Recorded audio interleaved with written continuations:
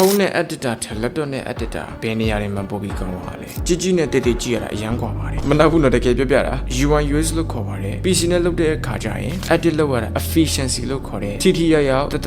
လုပ်လို့ရတယ်ဖုန်းနဲ့ edit တဲ့အခါကျရင်ဖုန်းက screen size သေးတာဖြစ်တဲ့အတွက်ကြောင့်စလုံးလေးတိတ်တိတ်လေးတွေကိုလက်မလေးနဲ့လိုက်ပြီးရွှေ့နေရတာအရန်ဟိုမှာစိတ်ရှည်ရတယ်ကျွန်တော်လည်းဖုန်းနဲ့ edit လုပ်ခဲ့ပူတယ်စာတန်းလေးဆိုလက်မလေးနဲ့ရရင် animation တိတ်တိတ်လေးတွေနောက်ပြီးစာတန်းတိတ်တိတ်လေးတွေကိုလက်မလေးနဲ့လိုက်ရွှေ့ပြီးလိုက်ဖဲပြီးတော့ကြည့်ရတယ်အဲ့ဒီ UI UX ကတော့ကျွန်တော်တို့မှာအဆင်မပြေဆုံးပဲ efficiency လို့ခေါ်တဲ့ laptop မှာ video အတိုင်းအတာနဲ့နှစ်ပုတ်လောက်ပြီးနိုင်တဲ့အချိန်မှာဒီမှာတစ်ပုတ်ပြီးဖို့တော့တော်တော်ခဲရင်းနဲ့မြင်းမြင်းစစ်စစ်မပြီးနိုင်ဘူးမလို့ပြောရတယ်ဒါပေမဲ့တခုကဘာလဲဆိုတော့ငင်းဆန်လို့တော့မရဘူးကိုမလို့တော့မရှိဘူး PC မရှိဘူးဆိုရင်တော့ဖုန်းနဲ့ပဲ add လို့ရနိုင်တယ်ဆိုရင်တော့မကြီးနဲ့ကျွန်တော်ညီလည်းမကြီးစေချင်ဘူးရှိတဲ့ဖုန်းလေးနဲ့ပဲ video edit နဲ့စလို့ client အများကြီးလက်မခံနိုင်သေးဘူးဆိုရင်တော့မတရုတ်ထဲအတွက်ကူညီပေးပါဒီ client ကနေပြီးတော့ပတ်စံရလာတယ်ငွေကြီးလေးနဲ့စူးစမ်းမိလာတယ်ဆိုရင်တော့ laptop လေးတစ်လုံးအရင်ဝယ်ဖို့အတွက်စဉ်းစားကြည့်ပါပေါ့ပြီးမှ client 2ယောက်လက်ခံနိုင်မယ်3ယောက်လက်ခံနိုင်မယ်ကိုလည်း video အရေးအတွက်တွေမြတ်မြတ်ထုတ်လို့လာနိုင်မယ်ဆိုရင်ကိုယ့်ရဲ့ဝင်ငွေတွေတဖြည်းဖြည်းဒီလိုပုံစံမျိုးလေးနဲ့တက်ဆင့်ထက်မြင်မှလို့ရပါတယ်